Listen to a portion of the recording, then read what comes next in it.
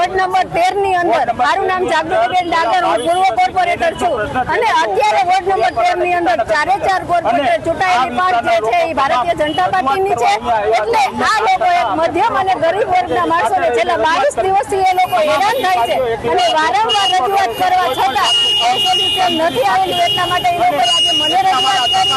આજે અમે ડેલિગેશન લીધું છે અને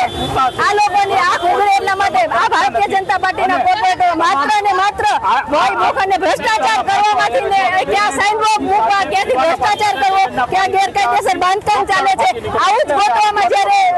નવરા ન હોય ત્યારે લોકો એક પરેશાન થઈ ગયા છે। અત્યારે જે એક આ ચાંદની નામનો વાયરસ નીકળ્યો છે અને એ લોકોથી આજે અમે વિરોધ કર્યો છે, લોકોને સાથે રાખી અને રોડ ઓફિસે ડેલિગેશન લઈ અને આ આંધળી મૂંગીબેરી મહાનગરપાલિકાની આંખ ઉઘાડવા માટેનો આજનો અમારો વિરોધ છે અને લોકોને ન્યાય મળે એના માટેનો વિરોધ છે।